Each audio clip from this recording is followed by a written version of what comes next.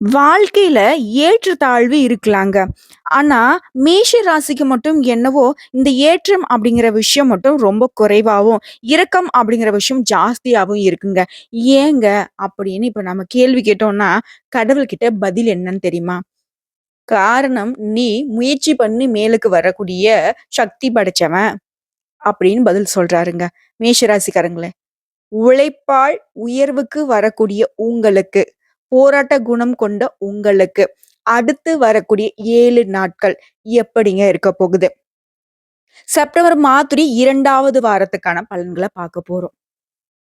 பொதுவாவே அ ஆன்மீகத்த நம்பக்கூடிய அன்பர்களுக்கு ஒரு விஷயம் என்ன தெரியுமா? நாளைக்கு எப்படி இருக்க போகுது? இந்த நாள் எனக்கு எப்படி இருக்க போகுது? நான் ஒரு விஷயத்த மனசுல நெனச்சுக்கிட்டு இருக்கேன். இது எனக்கு நடக்குமா? அப்படின்ற எதிர்பார்ப்பு இருக்கு இல்லையா? அதுக்கு பதில் சொல்லக்கூடிய விதத்துல தான், இந்த வாரம் உங்களுக்கு எப்படி இருக்க போகுது? அடுத்து வரக்கூடிய 7 நாட்கள் உங்களுக்கு எந்த மாதிரியான சாதகமான பலன் இருக்கு, பாதகமான பலன் இருக்கு. இத தெரிஞ்சுக்கிட்டாக்க, இந்த 7 நாட்களுடைய அமைப்பு உங்க வாழ்க்கைக்கு ஒரு திருப்பு முனைய கொடுக்கலாம். அதாவது நல்ல விதத்துல. யாருக்கு? எங்களுக்கா? நல்லதா? நடந்துட்டாலும் அப்படின்னு இப்ப நீங்க யோசிப்பீங்க. அதையும் தான் பார்த்துக்கலாமே. அந்த நல்லது நடக்குமான்னு யோசிக்கிறீங்க இல்லையா? நல்லது நடக்கிறதுக்கான வழிய நம்ம பார்க்கலாம் இல்லையா? இப்போ உதாரணத்துக்கு ஒரு விஷயம் பேசணும்னா, நம்ம போகக்கூடிய பாதை இருக்கு இல்லைங்களா? அந்த பாதை வந்து நேரா இருக்குங்களா? இல்ல. வளைஞ்சு நெளிஞ்சு போகும்.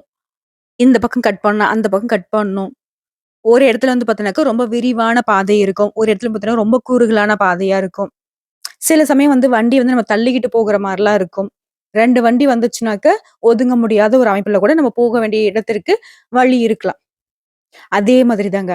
வாழ்க்கையோட பயணமும் ஒரு காலத்துல நமக்கு ஏற்றத்தை கொடுத்தாலும், ஒரு சில இடங்கள்ல நமக்கு இரக்கத்தை கொடுத்து, அதையும் அனுபவிச்சுட்டு "நீ மேல வாடா" அப்படின்னு கடவுள்கள் நமக்கு எழுதப்பட்டிருக்காங்க. முக்கியமா மேஷ ராசிய பொறுத்தவரைக்கும் போராட்ட குணம் அதிகமா இருக்கிறதுனால என்னவோ தெரியலைங்க, உங்களுக்கு நெறைய நேரங்கள்ல கடவுள் வந்து தள்ளி விட்டு வேடிக்கை பார்க்குறாரு. நான் இல்லன்னுலாம் சொல்ல மாட்டேன். ஆமா உண்மதான். ஏன் அப்படின்னா, விழுந்தா உங்களால எழ முடியுங்க. அதனால தான். விழுந்தா எவனால எழ முடியாதோ, அவனுக்கு குறைவான கஷ்டங்கள மட்டும் கடவுள் குடுக்குறாரு. சோ, தப்பு பண்றவங்களால விழுந்த இடத்துலருந்து எழுக முடியாது. புரியுதுங்களா? ஆனா உங்களால முடியும். நீங்க நல்லவங்க, நல்லத யோசிக்கிறவங்க, யாருக்கும் பாதகம் இல்லாம வாழ்க்கையே வாழக்கூடியவங்க. முடிஞ்ச அளவுக்கு மத்தவங்களுக்கு உதவிகரமா இருக்கீங்க. கடவுளுடைய படைப்புல உன்னதமான பிறவி நீங்க. சும்மா வசப்படாத பாப்பா. என்ன நடக்க போது? அடுத்த 7 நாள் என்ன பலன்? சொல்லிட்டு போ. இப்போ இன்னொரு கேள்வி வந்துட்டு மேஷத்துக்கு வந்து நிக்கும். இந்த வாரம் நிச்சயமா எனக்கு நல்லதா இருக்க போகுதா? அப்படின்னு யோசிப்பீங்க. இந்த வாரம் அப்படிங்கிறது, அதாவது அடுத்த 7 நாள் அப்படிங்கிறது, மிகப்பெரிய மாற்றத்தை தரக்கூடியதா இருக்கு. நீங்க எடுக்கக்கூடிய முயற்சிகள் அனைத்துமே வெற்றியை கொடுக்குதுங்க. நீண்ட நாட்களாக இழுபறியாக இருந்த காரியங்கள் எல்லாமே நல்லபடியா முடிய போகுது. சோ, எல்லாமே நல்லதாகவே இருக்க போகுதுன்னு நான் சொல்லிட்டேன். இப்போ நான் உங்களுக்கான பலன்கள உங்க ராசியில எந்தெந்த கிரகங்கள் எங்கெங்க இருக்காங்க அப்படிங்கிறத பொறுத்து தாங்க பலன் சொல்ல முடியும். அதை வைத்து திருக்கணித பஞ்சாங்கத்தின்படி மேஷ ராசியில அஸ்வினி, பரணி, கார்த்திகை நட்சத்திரம் 1ஆம் பாதம். உங்கள பொறுத்தவரைக்கும் கிரக நிலைன்னு பார்த்தோம்னாக்க, தன, வாக்கு, குடும்பஸ்தானத்துல குரு பகவானும், தைரிய, வீரிய ஸ்தானத்துல செவ்வாய் பகவானும், பஞ்சமஸ்தானத்துல சூரியன், சந்திரன், புதன் பகவானும் இருக்காங்க. அதுவே ரண, ருண, ரோகஸ்தானத்துல சுக்கிர பகவானும், கேது பகவானும் கூட்டணியில இருக்காங்க. இவங்களை அடுத்து லாபஸ்தானத்துல சனி பகவான் வக்ரகதியில இருக்காரு. அடுத்ததா அயன, சயன, போகஸ்தானத்துல ராகு பகவான் அமர்ந்திருக்காரு. சோ கிரகங்கள் இந்த வாரத்துல இப்படிதான் வலம் வராங்க. இதனால எல்லாமே நல்லதாகவே நடக்க போகுது. எங்கும் வெற்றி, எதிலும் வெற்றி. தொட்ட காரியங்கள் எல்லாமே வெற்றியை கொடுக்கும். உங்களுடைய முயற்சிகள் எல்லாமே அனுகூலமான பலனா கொடுக்கும். குடும்பத்த பொறுத்தவரைக்கும் திருமணம் போன்ற சுபகாரியங்கள் நடக்கும். நெனச்ச மாதிரி நிறைய நல்ல விஷயங்கள், நிம்மதியான வாழ்க்கையை குடும்பத்துல வாழப் போறீங்க. குடும்பத்துல சந்தோஷம் நிலைச்சு நிக்க போகுது. எல்லா வகைகளிலும் நன்மைகள் ஏற்பட போகுது. கணவன் மனைவிக்கிடையே இருந்து வந்த மன வருத்தங்கள் நீங்கி மகிழ்ச்சியோட காணப்பட போறீங்க. பிள்ளைகளும் நீங்க கூறியதை கேட்டு அதன்படியே நடப்பது உங்களுக்கு ஆறுதலை கொடுக்கும். எந்தெந்த விஷயங்களுக்கெல்லாம் வருத்தப்பட்டீங்க? கணவன் மனைவிக்கிட்டயே சண்டை, பிள்ளைங்க பேச்சு கேட்கறதில்ல. இதெல்லாம் வந்து ஒரு மாரி நெருடலா இருந்துச்சு இல்லையா? அது எல்லாமே சரியாக போகுது. குடும்பத்திலயும் பார்த்தீனாக்கா, எங்க இருந்து பிரச்சனை வருதுன்னே தெரியல. ஒரு நிம்மதி இல்லன்னு சொன்னீங்க இல்லையா? அந்த நிலை மாறப்போகுது. சொந்தமா தொழில் செய்யக்கூடிய அன்பர்களுக்கு தொழில பொறுத்தவரைக்கும் ஒரு நல்ல காலகட்டத்த இந்த நாள்ல நீங்க உணரப் போறீங்க. அடுத்து வரக்கூடிய 7 நாள்ல தொழில்ல நல்ல முன்னேற்றம் இருக்கும். பணவரவு அப்படிங்கிறது ரொம்பவே சிறப்பாக இருக்கும். திருப்திகரமான பலன்களை நீங்க கட்டாயம் எதிர்பார்க்கலாங்க. அதுவே உத்தியோகத்துல இருக்கக்கூடிய அன்பர்களுக்கு மிகச்சிறந்த ஏற்றமும், மாற்றத்தையும் தரக்கூடிய வாரமா இருக்குது. அரசு உதவி கிடைக்கும். உங்க கூட பணிபுரியவங்க கிட்ட பாராட்டும், அங்கீகாரமும் கிடைக்கும். இரவு நேரம், நீண்ட நேரம் கண் விழிக்கிறத மட்டும் கொஞ்சம் வந்து பார்த்துக்கோங்க. பெண்கள பொறுத்தவரைக்கும் உங்களுக்கு தேவையான உதவிகள் எல்லாமே தக்க சமயத்துல கிடைக்கும். நெனச்சது கட்டாயம் நடக்கும். பெண்களுக்கு ரொம்ப சாதகமான 7 நாட்கள்னு சொல்லலாம். தடைப்பட்ட காரியங்கள் எல்லாமே கடகடன்னு உங்களுக்கு சாதகமான முடிவு கொடுக்கும். பணவரவு அதிகரிக்கும். மாணவர்கள பொறுத்தவரைக்கும் கல்வியில இருந்து வந்த இழுபறியான சூழ்நிலை மாறும். அடடா! இந்த புள்ளையா? படிப்புல இவ்வளவு ஒரு ஆர்வமா? அப்படின்னு பெற்றோர்களும் சரி, ஆசிரியர்களும் சரி பாராட்டக்கூடிய விதத்துல உங்களுடைய மதிப்பெண் இருக்கும். உங்களுடைய ஆர்வத்தின் காரணமா மதிப்பெண் கூடும். இப்போ வரைக்கும் பார்த்தது அடுத்த 7 நாளின் மேஷ ராசிக்கான பொது பலன்கள். இப்போ நம்ம நட்சத்திர பலன்கள பார்த்தோம்னாக்க, உங்களுக்கு கூடுதல் விவரங்களா இருக்கும். அத வச்சு பார்க்கிறப்போ, அஸ்வினி, பரணி, கார்த்திகை நட்சத்திரம் 1ஆம் பாதம். இந்த 7 நாள் அப்படிங்கிறது நீங்க எதிர்பாராத விதத்துல தனவரவு ஏற்றமாக இருக்கும். நீங்க வந்து பணத்த வந்து எதிர்பார்த்திருக்கவே மாட்டீங்க. பணவரவு தாராளமா உங்க கைக்கு வரப்போகுது.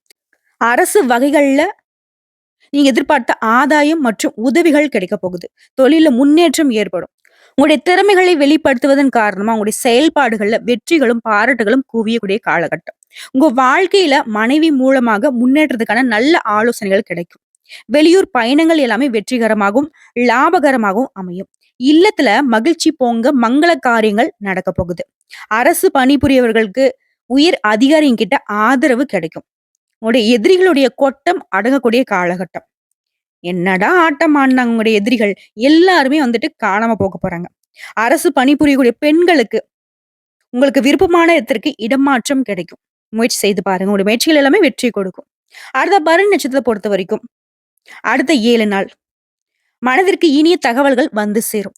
தனவரவு அதிகரிக்கும். நண்பர்கள் மற்றும் உறவுக்காரர்களுடைய வகையில உங்களுடைய மனசு மகிழும்படி நிறைய விஷயங்கள் நடக்கும். சினிமா, டிராமா இந்த மாதிரியான விஷயங்கள்ல பொழுது கழிச்சு மகிழ்ச்சி அடைய போறீங்க.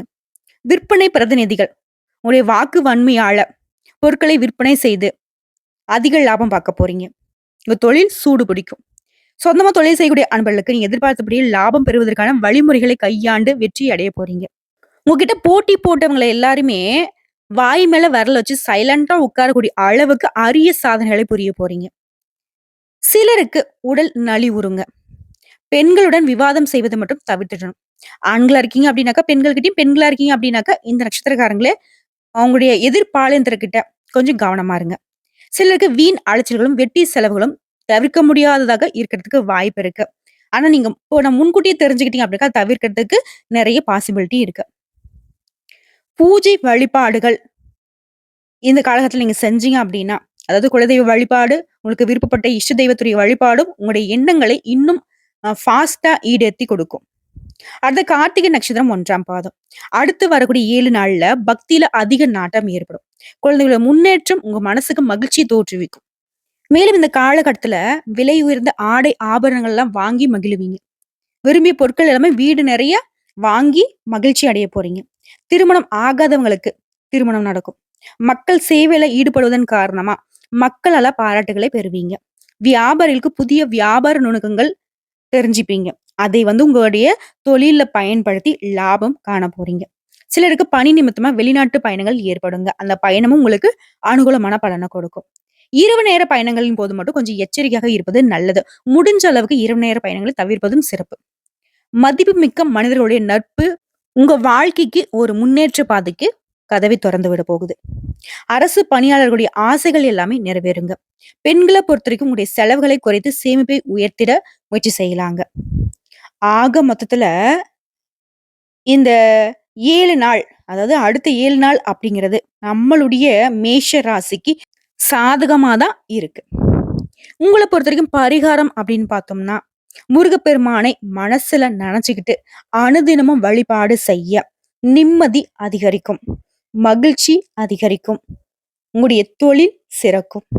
இன்னும் கொஞ்சம் தெளிவான விளக்கத்தோட, குரு, செவ்வாய், கேது இவங்க எல்லாருமே இந்த 7 நாட்கள்ல அதீத நன்மைகளை தராங்க. பைரவருடைய வழிபாடு உங்க வாழ்க்கைக்கு முன்னேற்றத்தை கொடுக்கும். உங்களுடைய நட்சத்திரநாதன் 6ஆம் இடத்துல சஞ்சரிக்கிறதுனால உடல்நிலையில இருந்து வந்த பாதிப்புகள் நீங்கும். வியாபாரத்துல இருந்த போட்டிகள் விலகும். செல்வாக்கு உயரும். வழக்கு சாதகமாகும். உங்களுடைய முயற்சிகள்ல முன்னேற்றம் உண்டாகும். திங்கள் மற்றும் செவ்வாய்கள்ல உங்களுடைய செயல்பாடுகள்ல நிதானம் தேவைங்க. உங்களுடைய நட்சத்திரநாதன் சத்ருஸ்தானத்துல சஞ்சரிக்கிறதுனால உடல்நிலையில கவனம் தேவை. உங்க வேலையில மட்டும் கவனமாக இருந்தீங்க அப்படின்னாக்க எல்லா விதங்களையும் நல்லது. உங்களுடைய ராசிநாதன் செவ்வாயால நீங்க மேற்கொள்ளக்கூடிய முயற்சிகள் எல்லாமே வெற்றி கொடுக்கும். உங்களுடைய விருப்பங்கள் நிறைவேறும். மேலும் 2ஆம் இடத்துல தனக்காரகன், 3ஆம் இடத்துல செவ்வாய், 6ஆம் இடத்துல கேது. இந்த சஞ்சார நிலை உங்களுடைய நிலையில முன்னேற்றத்தை ஏற்படுத்துறாங்க. தடைப்பட்ட வேலைகள் கடகடன் நடக்கும். வரவேண்டிய பணம் கைக்கு வந்து சேரும். வியாபாரம், தொழில முன்னேற்றம் உண்டு. உங்களை பொறுத்தவரைக்கும் சந்திராஷ்டிரம் அப்படிங்கிறது ஆல்ரெடி 9/9/2024 அன்னைக்கு காலை 9:18 மணில தொடங்கிடுச்சு. அது எப்ப முடியுதுன்னு பார்த்தோம்னாக்க 11/9/2024 மாலை 5:59 மணிக்கு தாங்க முடியுது. சோ அது வரைக்கும் மேஷ ராசிக்காரங்க எங்கும் கவனம், எதிலும் கவனம். பொறுமை அவசியம். என்ன பேசுறோம்? அதனால நமக்கு என்ன பலன்? நமக்கு ஆப்போசிட்ல இருக்கிறவங்களுக்கு என்ன மாதிரியான பாதிப்பை ஏற்படுத்தும் அப்படிங்கிறத 1க்கு 100 முறை யோசிச்சு தான் உங்க வாயிலிருந்து ஒரு வார்த்தையே வெளிய வரணும். அதுக்கு முன்னாடி உங்களுடைய செயல்பாடுகள்ல பொறுமையும் அவசியம், கவனமும் அவசியம். வெளியூர் பயணங்கள தவிர்த்திடணும். வீண் வாக்குவாதங்கள தவிர்த்திடணும். யார்கிட்டயும் அதீத கோபம் வேண்டாம். மத்தவங்கள நம்பி எந்த ஒரு செயல்பாடுகளையும் இறங்கக்கூடாது. முக்கியமா சொந்தமா தொழில் செய்றீங்களா? புதிய முதலீடுகள் எதுவுமே செய்யக்கூடாது. கொடுக்கல் வாங்கல்ல கவனம் இருக்கணும். ஒரே வார்த்தை தான். எங்கும் கவனம், எதிலும் கவனம். இந்த 3 நாட்கள். புரிஞ்சுதுங்களா? சகல விதங்கள்லயும் இந்த 7 நாட்கள் உங்களுக்கு சாதகமான பலன்களை கொடுக்கணும்னு சொல்லி இந்த வீடியோ பதிவு இதோட முடிச்சுக்கிறேங்க. நன்றி, வணக்கம். வாழ்க வளமோடு, நலமோடு. மேலும் இந்த காலகட்டத்துல முருகப்பெருமானுடைய வழிபாடும், காலபைரவருடைய வழிபாடும் உங்க வாழ்க்கைக்கு ஒரு பாதுகாப்பாக வருங்க. முக்கியமா வேலுண்டு வினையில்லை, மயிலுண்டு பயமில்லை. கந்த கடவுள் இருக்க, கவலையை மறந்து காலரை தூக்கிக்கிட்டு பயணம் மேற்கொள்ளுங்க. எல்லாமே நல்லதாகவே நடக்க போகுது. வாழ்த்துக்கள். ஓம் முருகப்பெருமானை போற்றி போற்றி.